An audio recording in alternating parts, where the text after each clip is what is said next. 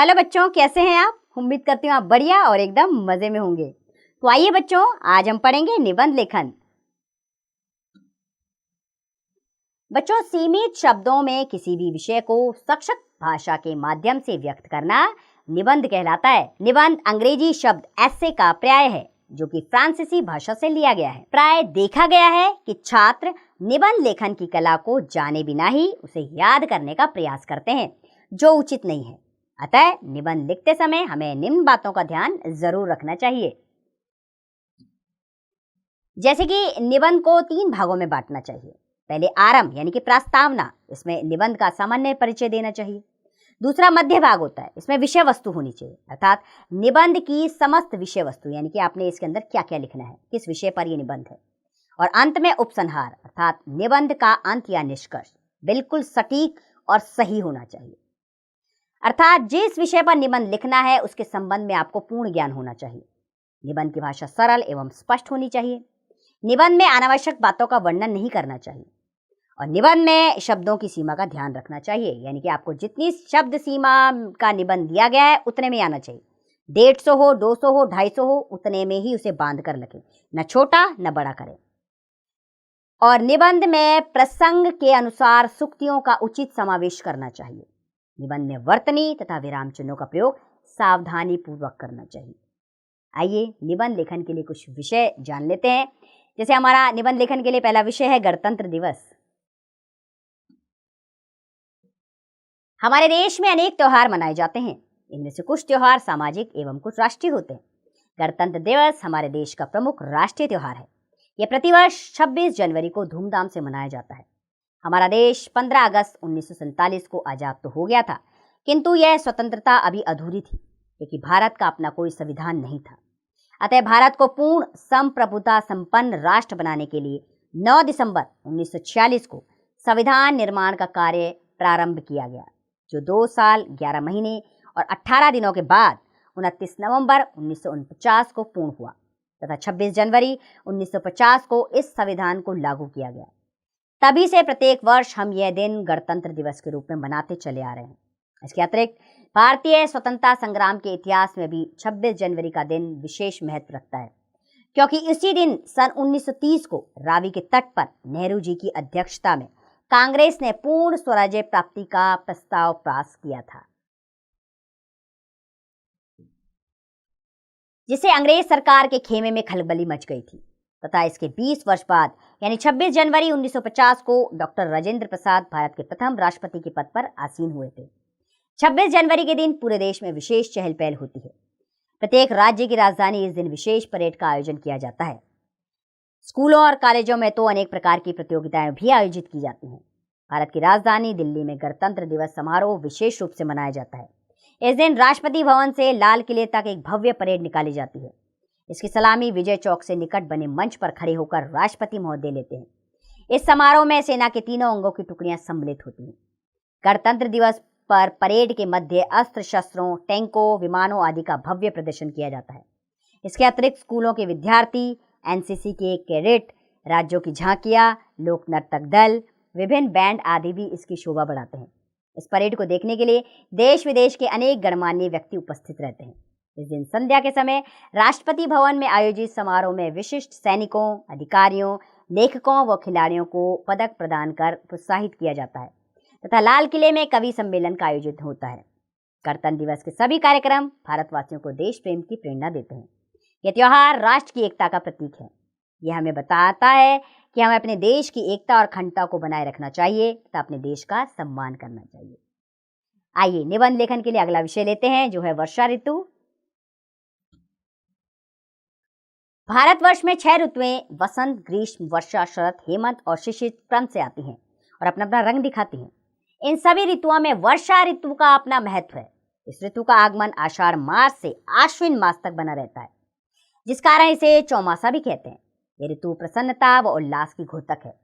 इस ऋतु के आते ही आकाश में काले काले बादल छा जाते हैं, शीतल वायु बहने लगती है, बिजली चमकने लगती है, बादल टप टप कर बरसने लगते हैं, चारों ओर पानी पानी हो जाता है, छोटे छोटे नदी नाले आपे से बाहर हो जाते हैं तथा मेंढकों की टर, झिंगुरों की झंकार व जुगनुओं की चमक दमक से रात्रि में आनंद सा छा जाता है। इतना ही नहीं, इस ऋतु में वनों तथा बागों में मोर मस्त होकर नाचने लगते हैं।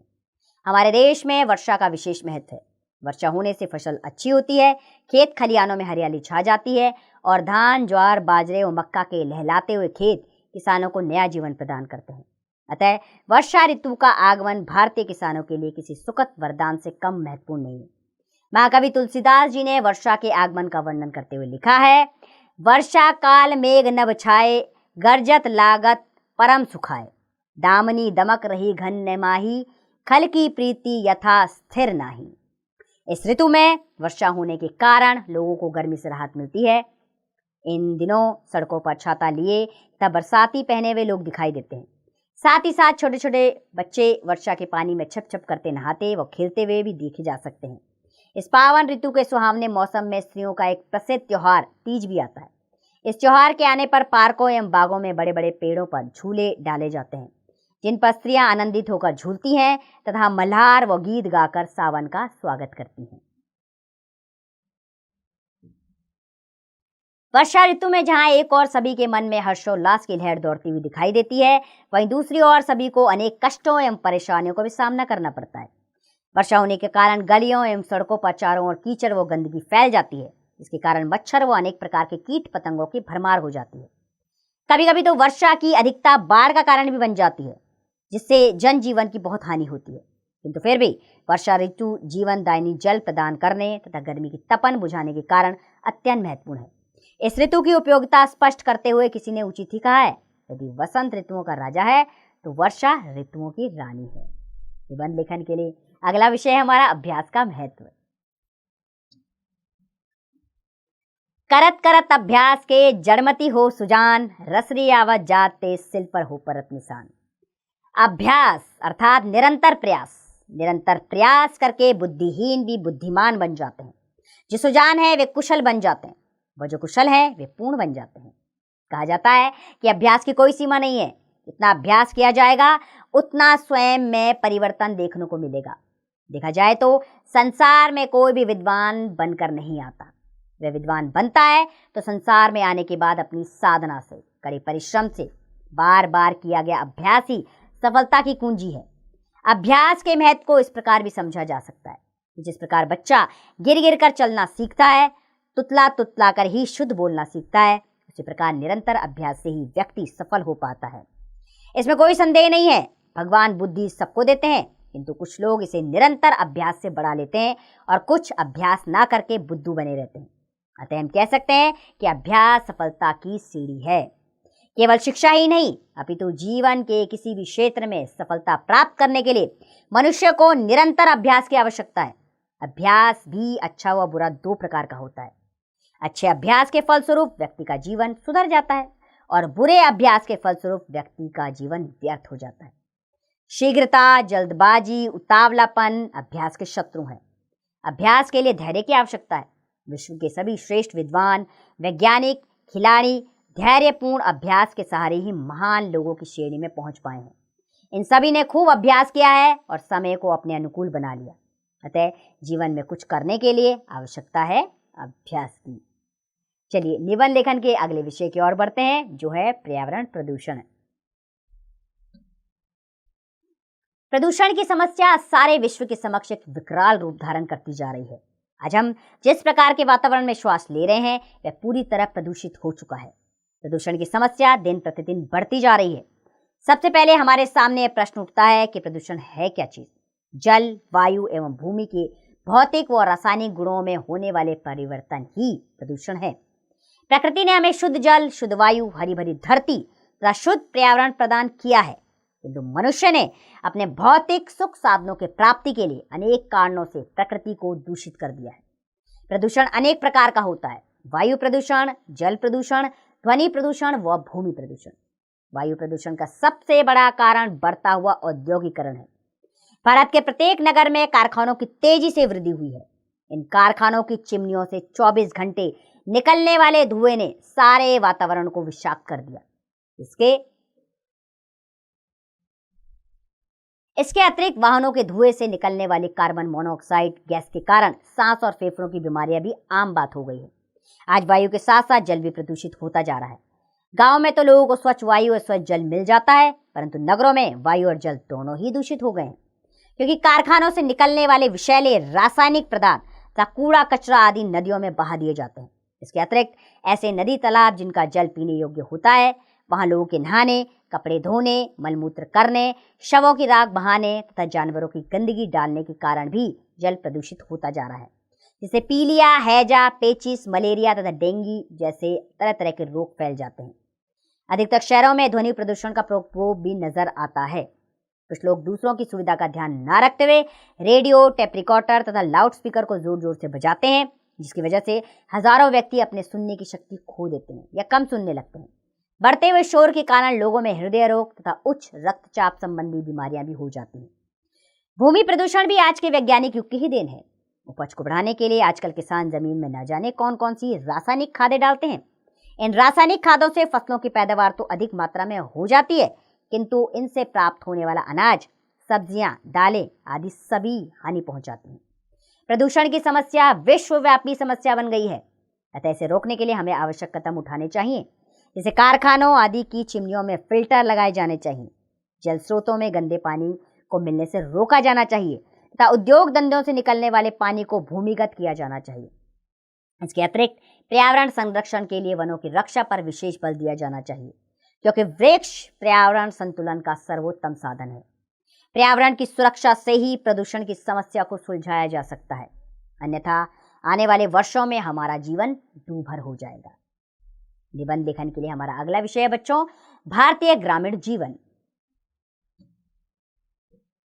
भारत एक विशाल जनसंख्या वाला देश है, जिसका एक बहुत बड़ा भाग आज भी गांवों में निवास करता है। गांवों में लोग आज भी अपनी आजीविका के लिए पूर्ण रूप से कृषि पर निर्भर हैं। वास्तविक रूप से यदि देखा जाए तो भारत की अर्थव्यवस्था का प्रमुख आधार कृषि ही है। गांवों में लोग प्राय सादा जीवन व्यतीत करते हैं। भारतीय ग्राम जीवन की जब भी बात होती है तो तपती हुई धूप में खेती करता हुआ किसान, दूर दूर तक फैले हुए खेत और उन पर लहलाती हरी भरी फसल, घर का कामकाज संभालती औरतें, हाट, बाजार व मेले के दृश्य स्वतः ही मन मस्तिष्क पर उभर आते हैं।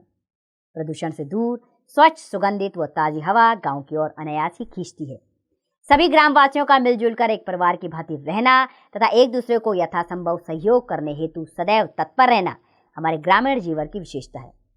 ग्रामीण जीवन में मनोरंजन हेतु अनुपम व अनूठे साधन उपलब्ध हैं। लोग तरह तरह से अपना व दूसरों का मनोरंजन करते हैं।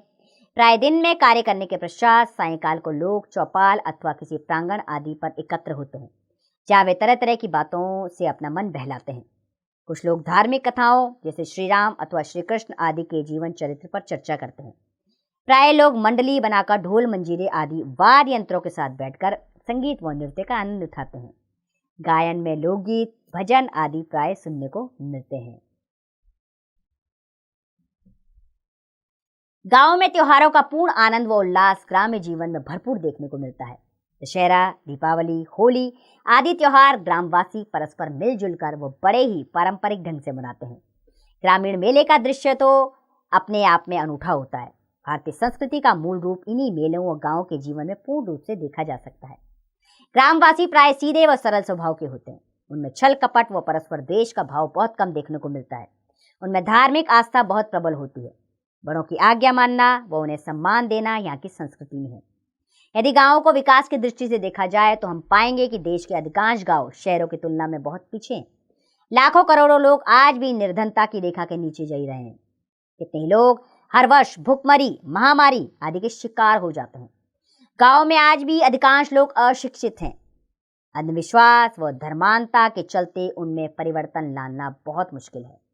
दूसरी ओर गांव पहले काफी हरे भरे थे। गांव के चारों ओर एक हरी पट्टी सी थी जो अब धीरे धीरे नष्ट हो चुकी है। इसके कारण गांव में पशुओं के लिए हरे चारे की समस्या खड़ी हो गई है। गांव के लोग अब लकड़ियों के लिए भी शहरों पर निर्भर होते जा रहे हैं। बहुत से गांव के कुटीर उद्योग धंधे भी इन्हीं कारणों से नष्ट हो गए हैं। देश की लगभग 2/3 आबादी गांव में ही निवास करती है। यदि हम अपने देश की उन्नति चाहते हैं तो हमें गांवों की दशा में सुधार लाना होगा। भारतीय गांवों को विकास की प्रमुख धारा में लाए बिना देश को ऊंचाई पर ले जाना असंभव है। अतः आवश्यक है कि अपनी सांस्कृतिक विरासत को बचाए रखने के लिए हम गांवों के विकास हेतु नई नई योजनाएं विकसित करें और उन्हें कार्यान्वित करें। इस प्रकार निश्चय ही हमारा देश विश्व के अग्रणी देशों में से एक होगा। बच्चों, निबंध लेखन के हमने अनेक विषय पढ़े, लेकिन एक बार आपके अभ्यास के लिए इसे दोहरा लेते हैं। तो बच्चों, सीमित शब्दों में किसी विषय को सशक्त भाषा के माध्यम से व्यक्त करना निबंध कहलाता है। निबंध को 3 भागों में बांटना चाहिए: आरंभ, मध्य भाग तथा अंत। जिस विषय पर निबंध लिखना है उसके संबंध में पूर्ण ज्ञान होना चाहिए। निबंध में प्रसंग के अनुसार सूक्तियों का उचित समावेश करना चाहिए। निबंध में वर्तनी तथा विराम चिन्हों का प्रयोग सावधानी पूर्वक करना चाहिए। तो बच्चों, हमने इस अध्याय में निबंध लेखन पढ़ा। हमने कई विषयों पर निबंध आपके सामने रखे। आप समझ गए होंगे आपको किस तरह निबंध लिखना है। विशेष सावधानी के तौर पर आपको निबंध लिखना है, सरल भाषा का प्रयोग करना है, सटीक भाषा का प्रयोग करना है और अपने निबंध विषय से भटकना नहीं है। फालतू बातों का इसमें आपने परिचय बिल्कुल नहीं देना है। और अभ्यास करते रहिए। कोई भी एक विषय चुनिए और उस पर निबंध लिखिए। देखिए आप किस तरह निबंध लेखन में दक्ष हो जाएंगे, निपुण हो जाएंगे। अब इसका अभ्यास कार्य आप स्वयं कीजिए।